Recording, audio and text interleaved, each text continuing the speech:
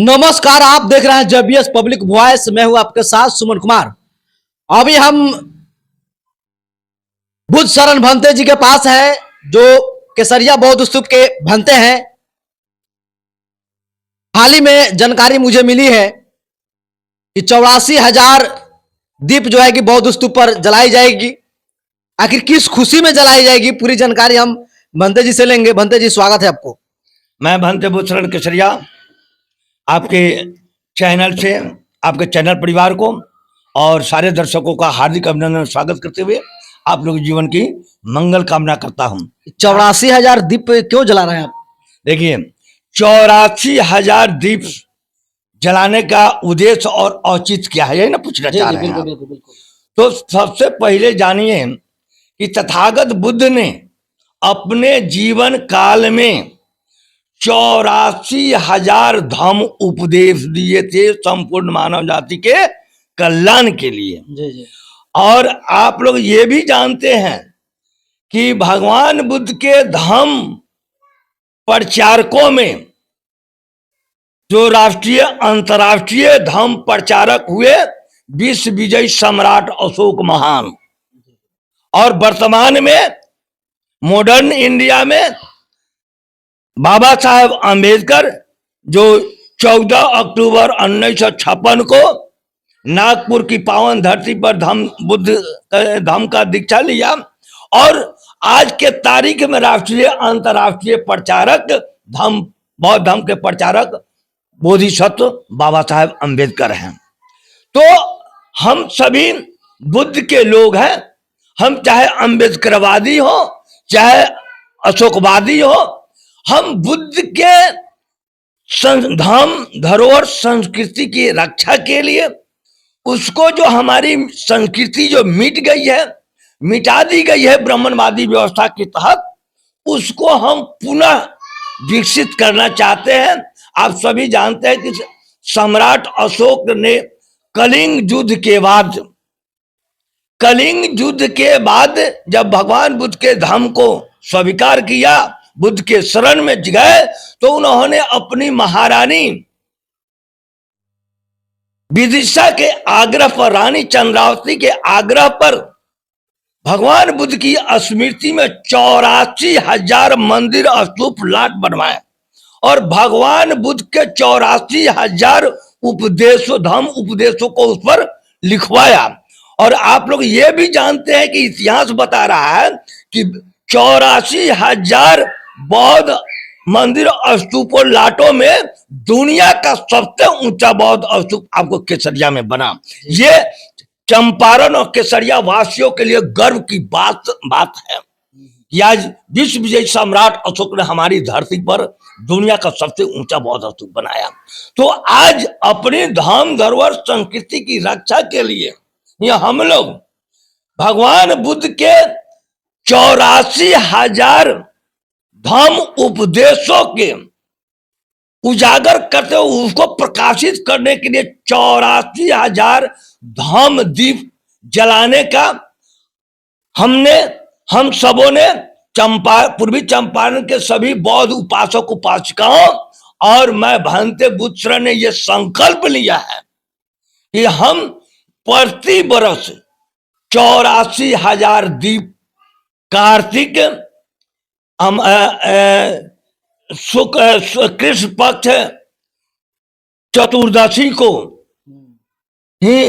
हम लोग प्रति वर्ष 84,000 दीप अपने केसरिया बौद्ध स्तूप पर जलाएंगे। और आप लोग पूछिएगा कि फिर ये दीपावली वाली भी बात बोलिएगा कि ये तो दीपावली का दिन आप बता रहे हैं। नहीं, तो हिंदुओं का दीपावली अमावस्या का होता है, कार्तिक अमावस्या को, जो हमारा ही धम्म धरोहर संस्कृति को एडॉप्ट करके उन्होंने लक्ष्मी के नाम पर और राम के नाम पर इसको दिवाली मनवाया। जबकि सम्राट अशोक, ये इतिहास में वर्णित है कि सम्राट अशोक प्रत्येक विजय धम्म दिवस के अवसर पर धम्म यात्रा पर निकलते थे। भगवान बुद्ध के चारों महातीर्थ स्थल, जन्मभूमि लुम्बिनी, ज्ञान भूमि बोधगया, परिनिर्वाण भूमि कुशीनगर और धम्म परिवर्तन भूमि सारनाथ बनारस की यात्राएं करते थे। और पहली बार जब उन्होंने यात्रा किया था तो वो कृष्ण पक्ष, कार्तिक कृष्ण पक्ष चतुर्दशी को पाटलिपुत्र में पहुंचे थे।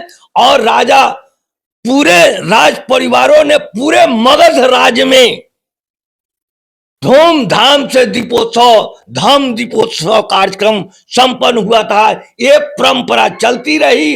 लेकिन जब पुष्यमित्र शुंग ने हमारे बौद्ध राजाओं को जब परास्त करके छल नीति, कूटनीति, धूर्तनीति से जब मार दिया और ब्राह्मणी राज जब लाया, तो राम को अपने को हीरो बनाने के लिए कल्पित रामचरितमानस रामायण की रचना करा, अपने को हीरो बनाया। क्या पुष्यमित्र शुंग ही राम है? यस, पुष्यमित्र शुंग ही राम है। वामन में राम जी ने इस पर बहुत सारा व्याख्यान बराबर दिए हैं और विशेष हम क्या बताएंगे। पुष्यमित्र राम, पुष्यमित्र ब्राह्मण ही। रावण कौन थे तो फिर? रावण हमारे महापुरुष थे। वो बंगाल के राजा थे। वो बंगाल के राजा थे और यहाँ के मूल निवासी थे। इन ब्राह्मणों ने दुर्गा को, अपनी बेटी को हथियार बनाकर हमारे बहुजन राजा, मूल निवासी राजा महिषासुर का वध कराया। जब जब हमारे महापुरुषों को इन ब्राह्मणवादी व्यवस्था के लोगों ने छल नीति, कूटनीति, धूर्तनीति से मारा, तब तक एक त्योहार बना दिया। त्योहार गया, अब जश्न मनाओ। और हमारा बहुजन समाज सैकड़ों 100% झूठ को सच मानते हुए आज भी वही कर रहा है। रावण का माने वास्तविक नाम क्या था?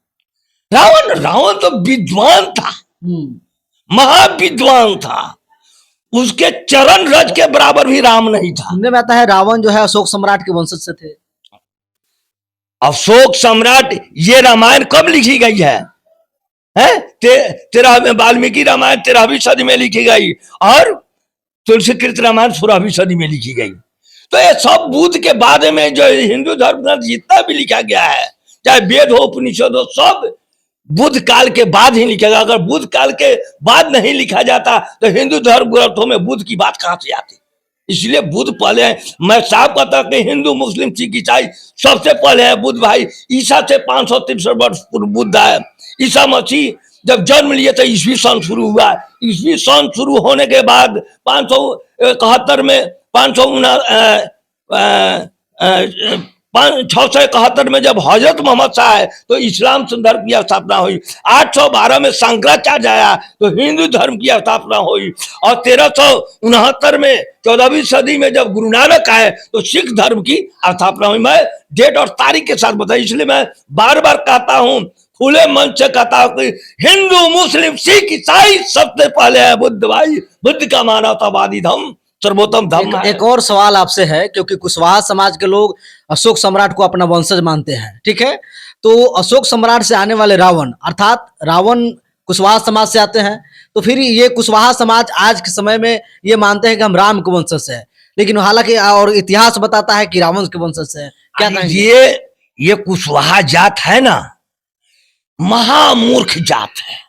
सबसे ज्यादा जात को टारगेट कर, नहीं, सबसे ज्यादा ब्राह्मणवादी व्यवस्था का गुलाम ये कोई कुशवाहा है। ये बाबा साहब अंबेडकर ने कहा कि जो कौम, जो समाज अपना इतिहास और अतीत नहीं जानता वो कभी अपना इतिहास नहीं बना सकता। तो हम लोगों ने, कुछ ही लोगों ने, हम लोगों ने अपना इतिहास और अतीत जाना है। पहले आप भी कुशवाहा समाज से बिलोंग करते थे, आपका क्या राय है कि आप राम के वंशज है कि रावण के? हमारे तथागत बुद्ध शाकवंशी क्षत्रिय थे, लेकिन उसने जब बुद्ध धर्म को जब स्थापित किया तो उन्होंने जातिवाद को नेस्तनाबूद कर दिया। तो मैं किस खेत का मूल्य हूं कि मैं जातिवाद करूं बुद्ध का चीवर पान कर?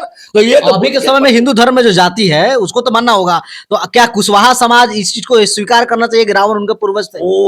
ये भी समझ जाएंगे, ये पढ़े लिखे कुशवाहा गधे हैं।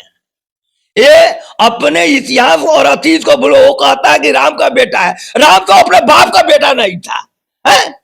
और ये कहता है कि लौ कुश, अरे लौ कुश, वो कहता है कि कुश को जो है वाल्मीकि ने कुश से बना दिया, कुश खौर से है।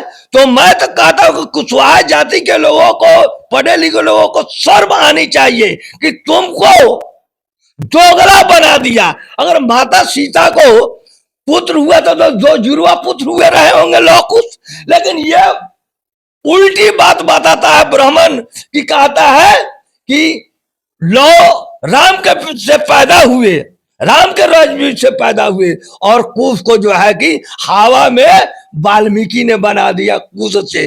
तो कुशवाहा शब्द गाली शब्द है, ये कोयरी कुशवाहा समाज के लोग नहीं समझ पा रहे हैं। ये ब्राह्मणवाद के बहुत पक्का गुलाम है। ये ब्राह्मण में जितना लखड़ाओ भखड़ाओ 33 करोड़ देवी और देवता पूजने वाला, ये देवी देवता को पूजने वाला ब्राह्मण का पिछलगू ये कोई कुशवाहा जात है, मेरी कोई जाति नहीं है। मैंने जिस दिन चीवर बुद्ध का पावन चीवर धारण किया उसी दिन से मेरी जाति समाप्त हो गई। मैं अगर कहता हूं तो गर्व से कहता हूं कि मैं बुद्ध का पुत्र हूं, बुद्ध वंशी और शाकवंशी क्षत्रिय हूं। मैं किसी क्षत्रिय से कम नहीं हूं। मैं मौर्य वंशी, अगर जरूरत पड़ेगी तो हथियार भी उठेगा, तलवार भी उठेगा, राइफल भी उठेगा अपने धर्म संस्कृति धरोहर की रक्षा के लिए। और आज इस आपके मंच से, चैनल से मैं अपने तमाम बुद्धवादी, अम्बेडकरवादी सभी बौद्ध उपासक उपासिकाओं से निवेदन एवं प्रार्थना कर रहा हूं कि 30 अक्टूबर केसरिया चलो, केसरिया चलो। अपने साथ हजारों हजार मोमबत्तियां, अपने साथ हजारों हजार दीपक, तेल, बत्ती लेकर पहुंचिए। वहां अपने धर्म धरोहर संस्कृति को विश्व स्तर पर पहुंचाइए। कार्तिक शुक्ल कृष्ण पक्ष चतुर्दशी को, चाहे वो अंग्रेजी तारीख से जो तारीख हो, प्रति वर्ष ये अनवरत चलता रहेगा। प्रति वर्ष 84,000 दीप जलाए जाएंगे। तो मैं कर जोड़ कर अपने विशेषकर बौद्ध उपासक उपासिकाओं, चाहे आप अम्बेडकरवादी हो, अशोकवादी हो, किसी तरह से हो, आप लोगों से निवेदन है कि आप लोग अधिक से अधिक हजारों हजार दीपक लेकर, मोमबत्ती लेकर पहुंचिए 23। और उस दिन केसरिया में 11 बजे से सांस्कृतिक कार्यक्रम होगा, भोज भात का भी व्यवस्था रहेगा। 5 बजे से लेकर 6 बजे शाम तक पूरे स्तूप के, केसरिया बौद्ध स्तूप के चारों तरफ 84,000 दीप जलाकर हम अपनी धर्म धरोहर संस्कृति की रक्षा को विकसित करने के लिए इस दुनिया को संदेश देंगे कि चंपारण फिर से जग चुका है। भगवान बुद्ध की धर्म की प्रयोग स्थली चंपारण, जहां एक राजकुमार सन्यासी बन गया और इसी चंपारण की धरती रमपुरवा में अपना राजसी वस्त्र त्याग कर एक केसरिया पावन चोला ग्रहण किया और केसरिया की धरती पर आकर मंडन किया। तो आज से ये भांते भूषण अपने सभी धर्म उपासक उपासिकाओं को करबद्ध प्रार्थना करके निवेदन कर रहा हूं कि आप लोग हजारों हजार की तादाद में पहुंचे और इस दीपोत्सव कार्यक्रम को सफल बनाए। इन्हीं मंगल शुभकामनाओं के साथ मैं आप लोगों का हार्दिक अभिनंदन एवं स्वागत करते हुए आप लोग जीवन की मंगल कामना करता हूं। साधु साधु। चलिए भंते जी, आपने अपनी राय और बातें रखी, इसके लिए आपको बहुत बहुत धन्यवाद। आप लोग भी अपनी राय कमेंट बॉक्स में दें। धन्यवाद।